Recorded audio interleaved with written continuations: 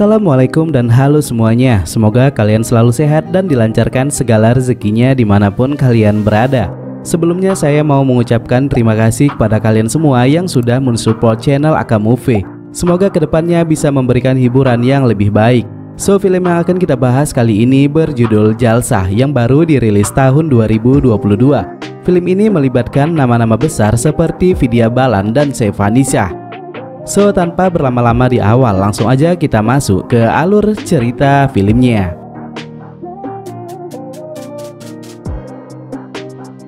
Film dimulai dengan memperlihatkan sepasang remaja yang sedang kasmaran. Mereka mendatangi sebuah gedung kosong dan saling bercerita satu sama lain. Namun karena sesuatu hal terjadi perkelahian ringan di antara mereka yang membuat si wanita kesal dan ingin pergi dari sana. Naasnya nasib baik tak berpihak kepadanya. Sebuah mobil sedan hitam melintas dan menabrak remaja wanita itu.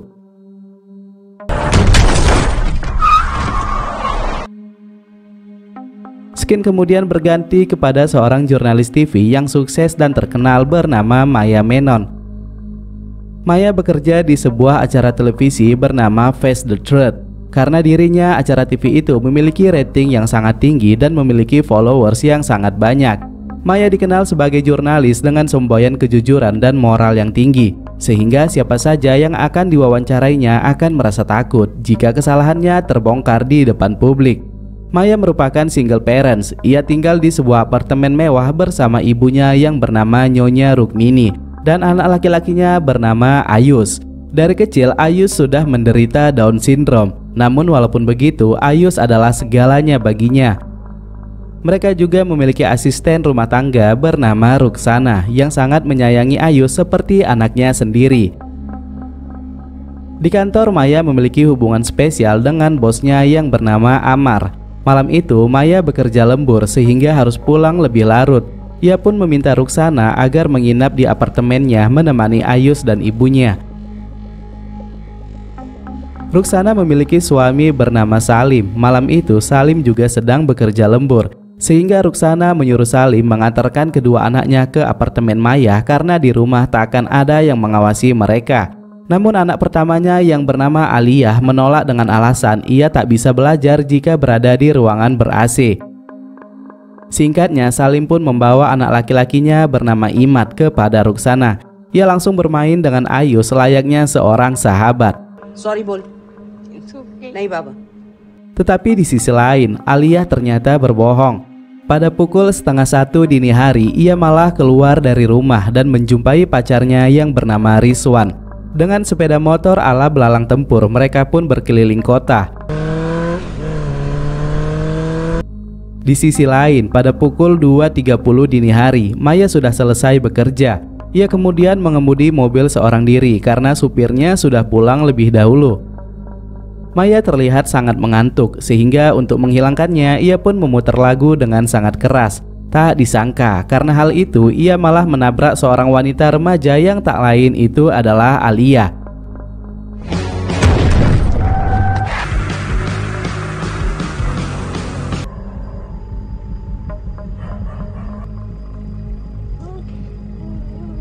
Di sana Maya sangat ketakutan dan tak berani melihatnya. Ia juga tidak tahu jika yang ditabraknya adalah Aliyah. Seketika Rizwan yang takut terlibat juga pergi dari sana. Maya juga memilih kabur dan meninggalkan Aliyah dalam keadaan sekarat.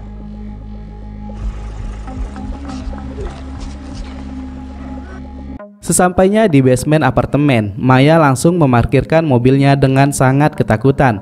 Ia kemudian menutupi mobilnya dengan cover agar kerusakannya tak terlihat oleh orang lain.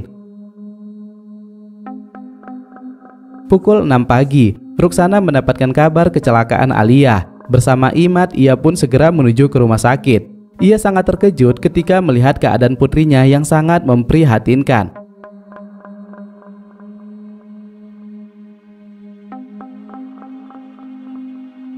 Sementara Maya yang baru saja terbangun melihat kedatangan Anan mantan suaminya yang tengah bermain dengan Ayus. Ibunya kemudian memberitahunya jika Ruksana tadi pagi sudah pergi ke rumah sakit karena mendapatkan kabar tentang kecelakaan putrinya. Maya merasa bersalah, namun ia takut untuk mengatakannya. Di sisi lain, Salim mendatangi kantor polisi untuk melaporkan kasus tabrak lari yang menimpa putrinya. Polisi yang menangani kasusnya bernama More. Salim berkata jika kejadiannya berada di kantor pos Barantaki. Maya pergi ke kantornya dengan rasa cemas karena tak bisa menahannya. Ia pun menceritakan kejadian yang baru ia alami kepada Amar. Ia mengatakan jika ia akan menyerahkan diri ke kantor polisi karena cepat atau lambat polisi juga akan mengetahui kejahatannya dari rekaman CCTV yang ada di lokasi tersebut. Amar sedikit panik, namun ia menyarankan agar Maya untuk tetap diam. Ia takut reputasi acara TV-nya jatuh karena selama ini Mayalah yang membuatnya sukses. Di samping itu, ia juga mengkhawatirkan jika media tahu akan hubungan gelap mereka.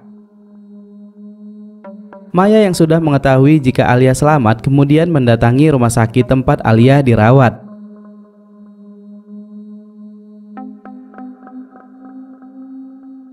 Karena kondisi rumah sakit yang kurang layak, Maya kemudian membawa Alia ke rumah sakit yang lebih baik agar kesehatannya cepat pulih. Di ambulans, Ruksana mengatakan jika malam itu seorang tukang becak lewat dan melihat Alia yang sedang sekarat. Ia lalu membawanya ke rumah sakit dan untungnya nyawa Alia masih bisa tertolong. Alia yang masih sekarat harus dibawa ke ruang ICU selama 1 hari.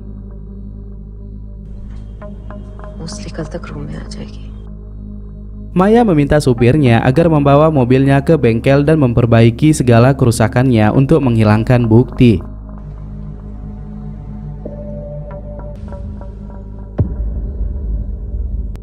Di sisi lain, polisi bernama Pardip mendatangi Salim dan Ruksana di rumah sakit. Ia mengatakan kepada Salim agar tak melanjutkan pengaduannya karena putrinya sekarang sudah selamat dan dirawat dengan baik. Kemudian kita diperkenalkan dengan jurnalis muda bernama Rohini. Saat itu ia sedang melakukan training di kantor Maya. Kabar tentang kepolisian yang berusaha menutupi kasus tabrak lari kepada anak asisten Maya telah terdengar olehnya. Untuk itu, ia meminta kepada Maya agar memberi izin kepadanya melakukan investigasi untuk mengetahui siapa pelakunya. Maya tak langsung menyetujuinya dan memikirkannya lebih dulu. Namun Rohini yang sangat membutuhkan berita itu untuk kemajuan karirnya dengan cepat menemui polisi More dan bertanya tentang rekaman CCTV di lokasi tabrakan tersebut. More seolah tak merespon pertanyaan Rohini dengan baik. Ia berkata jika CCTV tersebut tidak berfungsi, sehingga bisa dipastikan karena hal itu polisi tak bisa melanjutkan penyelidikan. Di rumah sakit, Ruksana juga malu kepada teman Alia yang berkunjung, di mana anak wanita yang baik seharusnya tidak keluar pada malam yang sebegitu larut. Ia pun menghibur dirinya dengan menelpon Ayus yang juga menunggu kedatangannya. Di sisi bersamaan, ia juga melihat seorang pria yang sedang melakukan aksi pengumpulan dana di internet untuk kesembuhan saudaranya. Hal itu membuatnya sangat malu karena perobatan anaknya ditanggung oleh orang lain dan bukan dirinya. Rohini yang masih berusaha mencari kebenaran kemudian mendatangi Nyonya Rukmini dan meminta membawanya menjumpai Ruksana di rumah sakit. Malam hari, Maya yang sudah sampai di apartemen diberitahu ibunya jika ia dan Ayus baru saja dari rumah sakit menemani Rohini menjumpai Ruksana. Namun Maya malah marah-marah yang membuat ibunya menjadi bingung. Keesokan paginya, Maya sangat marah kepada Rohini. Rohini sudah melakukan investigasi sebelum ia mengizinkannya. Dengan tegas ia pun mengatakan kepada Rohini agar tak melanjutkan investigasi tersebut. More dan Pardep yang sudah mengetahui kabar jika Alia sudah siuman kemudian mendatangi Salim. Mereka mengatakan jika keselamatan putrinya adalah yang utama, dan jika masih bersikeras mencari keberadaan si pelaku tabrakan, mungkin pelaku hanya dijatuhi hukuman 6 bulan saja. Kita tidak tahu siapa pelaku penabrakan. Dan jika pelakunya adalah orang yang memiliki kekuasaan, maka dia akan menyewa pengacara dan hal itu membuat orang kecil seperti kita hanya akan mendapatkan kerugian.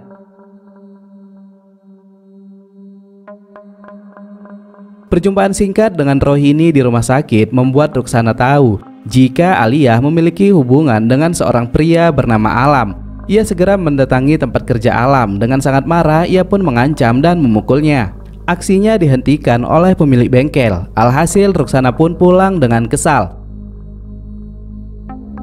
Rohini yang masih menyelidiki kasusnya kemudian mendatangi TKP. Di sana ia pun menemui CCTV lain yang berada di seberang jalan.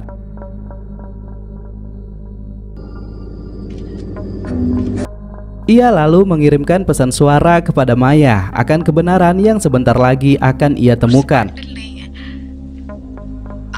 Hal itu membuat Maya semakin tak tenang dan mencemaskan hal apa yang akan terjadi selanjutnya. Di sisi lain, More dan Pardep yang tak mau kasus itu berlanjut kemudian menjumpai Ruksana. Mereka menawarkan uang sebanyak 200 juta kepada Ruksana jika ia mau menutup kasusnya. Karena tak ada pilihan lain untuk mengembalikan biaya perobatan Alia kepada Maya, Ruksana pun menyetujuinya. Rohini kemudian memeriksa rekaman CCTV yang sudah ia dapatkan. Dan betapa terkejutnya ia ketika melihat nomor polisi mobil yang menabrak Alia terdaftar atas nama Maya Menon. Ia akhirnya sadar mengapa Maya sangat melarangnya melakukan investigasi tersebut. Dengan semua bukti yang ia miliki, ia kembali menemui More dan bertanya sudah sejauh mana kasus tersebut berjalan. Karena sudah tersudut, More akhirnya berterus terang. Bersamaan dengan itu, flashback 1 jam sebelum kecelakaan itu pun diperlihatkan. Saat itu, More dan Pardep baru pulang dari sebuah pesta dalam keadaan mabuk berat. Di tengah perjalanan, tepat di lokasi tabrakan, Pardep berhenti dan buang air kecil. Dari depan terlihat beberapa pemuda yang mengganggunya. Pardep mengatakan jika dirinya adalah seorang polisi dan para pemuda itu pun meminta maaf. Pardep yang masih dalam keadaan mabuk kemudian buang air kecil di pinggir jalan. Sementara More terlihat menerima uang suap dari para pemuda. Karena saat itu mereka hendak memasang baliho calon legislatif yang menutupi kamera CCTV. 1 jam setelah More dan Pardep meninggalkan tempat itu, kecelakaan pun terjadi. Esoknya orang tua korban datang untuk membuat laporan kecelakaan putrinya. Setelah ia melihat rekaman CCTV, ia pun hanya terdiam saat melihat dirinya tengah menerima suap. Dan kejadian kecelakaan itu tak bisa dilihat karena tertutup oleh baliho. Jika penyelidikan itu dijalankan lebih jauh, bisa-bisa More dan Pardep akan kehilangan pekerjaannya. Bahkan bisa berakibat fatal untuk putrinya yang akan segera menikah bulan depan. Dan jika pernikahan putrinya itu batal karena dirinya, More bersumpah akan gantung diri. Ia dan Pardep kemudian menjumpai caleg yang ada di baliho itu. Mereka memanfaatkan keadaan dan berbohong kepadanya. Mereka mengatakan karena balihonya polisi tidak bisa menemukan pelaku tabrakan. Sebagai solusi terbaik, caleg itu harus memberikan sejumlah uang untuk diberikan kepada keluarga korban agar mau menutup kasusnya. Setelah menceritakan semuanya, More bermohon kepada Rohini untuk menghentikan investigasinya. Namun sebagai jurnalis yang pintar, Rohini sudah merekam semua percakapan mereka. Rohini menyelesaikan investigasinya lalu menyimpannya di dalam flash disk dan memberikannya kepada Amar.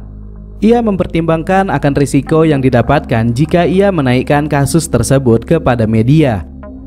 Amar lalu memberikan flash disk itu kepada Maya. Ia pun lega karena kasus tersebut akan segera ditutup. Sementara di sisi lain, Alam kini sudah mengetahui jika mantannya Alia ternyata memiliki hubungan dengan Rizwan teman kerjanya. Ia pun membawa Rizwan kepada Ruksana dan singkatnya atas informasi yang didapat dari Rizwan, Ruksana pun tahu jika pelaku penabrakan adalah majikannya sendiri, yaitu Nyonya Maya Senon. Ruksana masih tak menyangka akan kejadian pahit tersebut. Di sisi lain, Maya bukannya lega dengan ditutupnya kasus tersebut. Ia malah merasa bersalah kepada Ruksana dan juga Alia, sehingga ia memutuskan untuk berterus terang mengakui kebenaran walaupun hal itu akan berdampak pada karirnya. Ia mendatangi Rohini dan mengatakan agar Rohini kembali melanjutkan investigasi dengan mewawancarainya secara langsung sebagai pelaku. Di sana Maya pun meminta maaf kepada keluarga Ruksana karena sudah tega membiarkan Alia dalam keadaan sekarat. Hal itu ia lakukan karena ia sangat takut dan tak berpikir panjang. Sementara di waktu bersamaan, Ruksana datang ke apartemen dengan membawa sejumlah uang dan menyerahkannya kepada Nyonya Rukmini. Rukmini terlihat marah atas sikap Ruksana karena ia tahu jika anaknya membantu mereka dengan ikhlas tanpa mengharapkan imbalan. Namun Ruksana hanya diam dan memilih tak memberitahukannya. Ia pun meminta izin kepada Nyonya Rukmini untuk membawa Ayus ke pantai. Maya kini bisa lega dengan kejujuran yang baru saja ia utarakan. Di perjalanan pulang ia mendapatkan kabar dari ibunya jika Ruksana telah membawa Ayus ke pantai. Saat itu ia menjadi cemas karena nomor Ruksana dan Ayus berkali-kali tak bisa ditelepon. Ia takut Ruksana yang sudah mengetahui kebenarannya melakukan tindakan bodoh dengan melampiaskan kemarahannya kepada Ayus. Dan benar saja, di pantai terlihat jika Ruksana membiarkan Ayus berdiri di atas dam kecil yang sebentar lagi akan tertutup oleh air laut yang sangat besar. Singkatnya, malam hari Maya pun tiba di pantai. Sambil menangis, ia melihat Ruksana yang duduk tanpa keberadaan Ayus di sampingnya. Namun perasaan pilu itu menjadi haru dan sedih bahagia ketika ia mendengar suara Ayus dan Imad saling bercanda di sebuah perahu kecil. Ternyata kejadian tersebut tidak membuat Ruksana bertindak tega kepada Ayus karena baginya mereka juga adalah bagian dari keluarganya. Bersamaan dengan itu, film pun berakhir.